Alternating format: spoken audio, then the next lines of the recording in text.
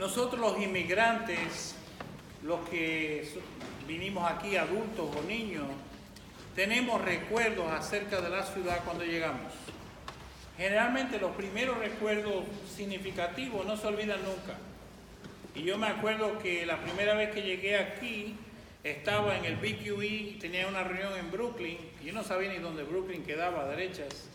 Me fui por el puente de Williamsburg y terminé en Manhattan de regreso, y tuve que volver a regresar atrás a tomar el lado del BQE hasta Brooklyn. La reunión se acabó en la noche, y cuando regresaba de Brooklyn, hay una curva en el BQE donde tú ves por como, yo diría, unos 10 segundos o 15 segundos la parte de abajo de Manhattan, Lower Manhattan, y estaba todo iluminado.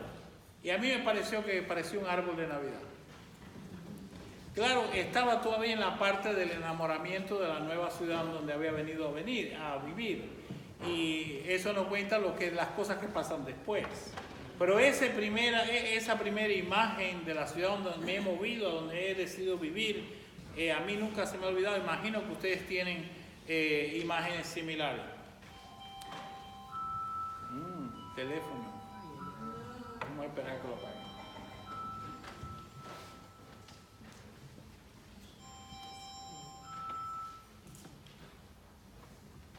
Cuando uno llega a una ciudad nueva, uno se siente como alguien de afuera, ¿verdad? Es muy difícil sentirse de aquí. Tú has llegado, tú vienes con tú has negociado otro medio ambiente que tenía otras culturas, que tenía otras reglas, y de repente llegas acá a Nueva York. La gente viene a Nueva York por una variedad de razones. Generalmente todas las razones son mezcladas. Y alguna gente viene aquí a hacer carrera, otros vienen a trabajar, a proveerle a sus hijos con la posibilidad de educación y de tener un futuro.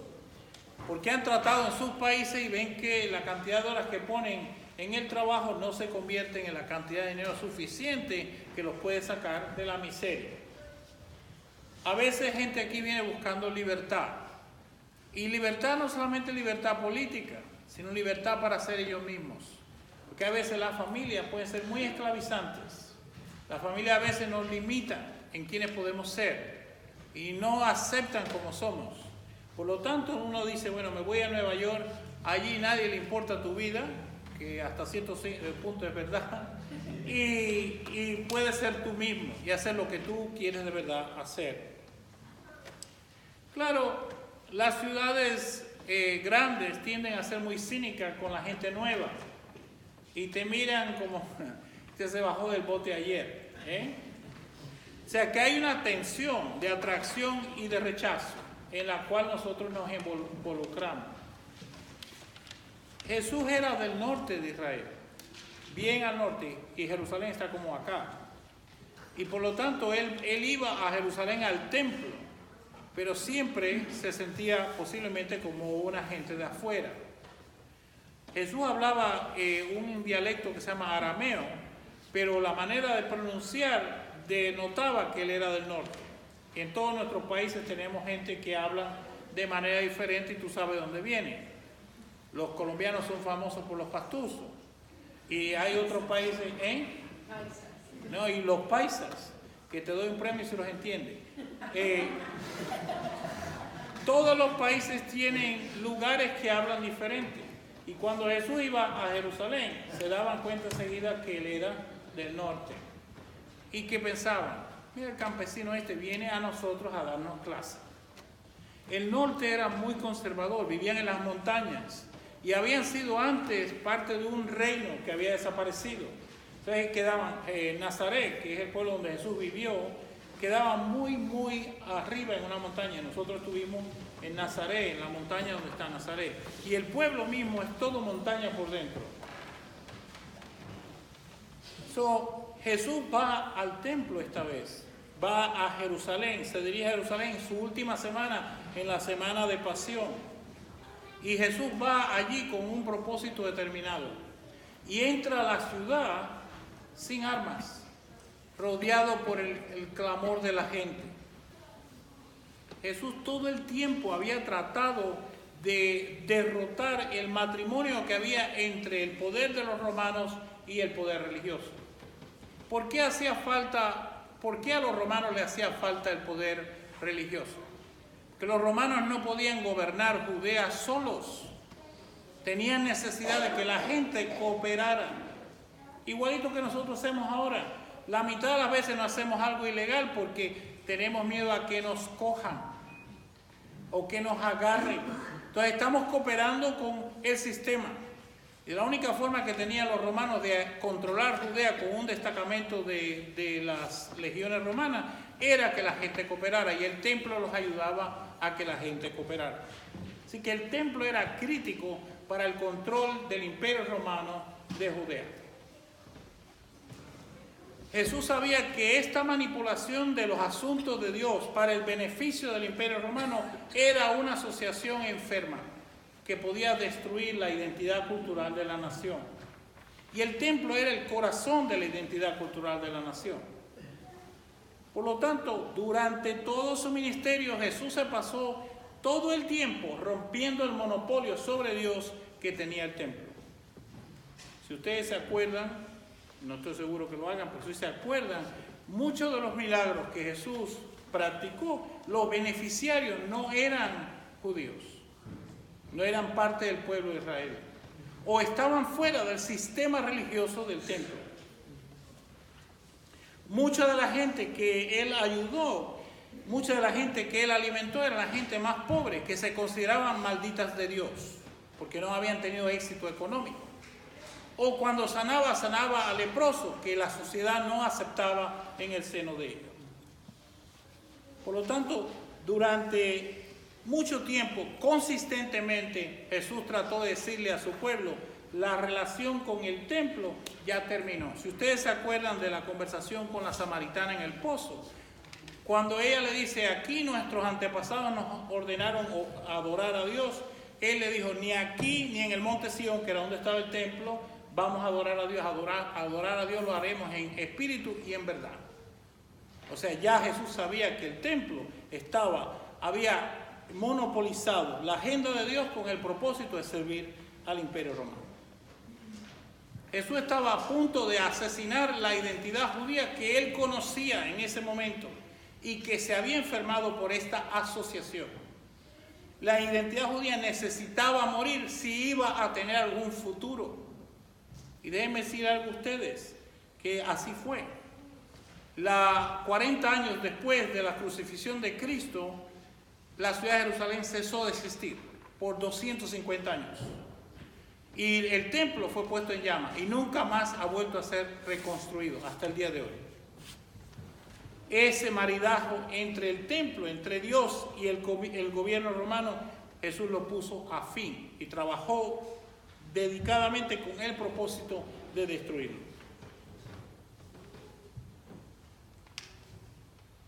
Al poner a todo el pueblo judío en la diáspora, al hacerlo de ellos todos inmigrantes, ese pueblo judío llevó consigo los valores de Yahvé misericordioso y de gracia.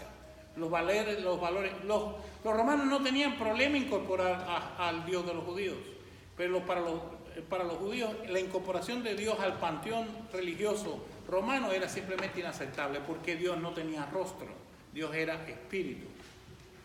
Los romanos como no entendían eso, estaban como: ¿cómo es posible? Yo estaba leyendo un rabino hablar sobre una langosta. Me pareció muy interesante. El rabino explica que la langosta, el carapacho de la langosta no crece, pero la langosta sí. Y para poder cambiar de carapacho, la langosta se mete debajo de una piedra para protegerse, mientras echa ese carapacho viejo y hace crecer uno nuevo. Y hace eso regularmente. Claro que hoy en día, si usted tiene un problema en su maduración, en su crecimiento como ser humano, te da una pastilla.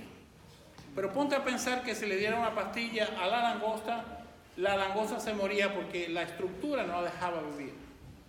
Es imprescindible, por lo tanto, que la identidad judía crezca en un confín que le permite dejarlo y volverlo a tomar, que pueda crear otros confines nuevos, que sea capaz de llevar los valores del judaísmo a todas partes. Y aquí voy a mi punto de hoy. Hace un par de días ayer vi que pusieron los zapatos, un par de zapatos de niños, por cada niño que ha sido masacrado en su escuela desde el año 2012. No estamos hablando de la primera masacre que hubo en la escuela, estamos hablando de Sandy Hook. Hace nada más, ¿cuántos años? Hace 6 años. 6 años. La cantidad de zapatos de niños, representando cada niño que perdió su vida ayer. Era simplemente increíble, me partió el corazón ver esa foto. Llenaron un parque casi entero de esos zapatitos de niños, cuyo futuro fue cortado por alguien loco o enfermo o como fuese que tenía acceso a un arma. Ayer me gustó ver la cantidad de jóvenes que hablaron en esa manifestación, gente que venía de afuera, que fueron igual que Jesús a la ciudad importante a reclamar por la protección de sus vidas. La violencia de armas en este país es un cáncer en la identidad americana. Es una enfermedad profunda que nos permite a nosotros ejercer violencia los unos sobre los otros, a veces sin consecuencia.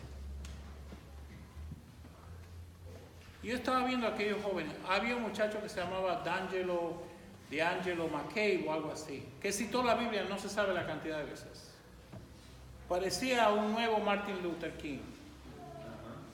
Me quedé impresionado con la entereza, la capacidad de presentar el problema, la elocuencia de estos oradores. Una muchacha negra que presentó la perspectiva de todos los niños negros que han muerto, no solamente en las escuelas, sino han muerto a manos de la policía. Y yo me puse a pensar de dónde procede ese horror que tenemos dentro, construido ante la pérdida de la vida de seres humanos inocentes. Eso no viene del aire, mi hermano.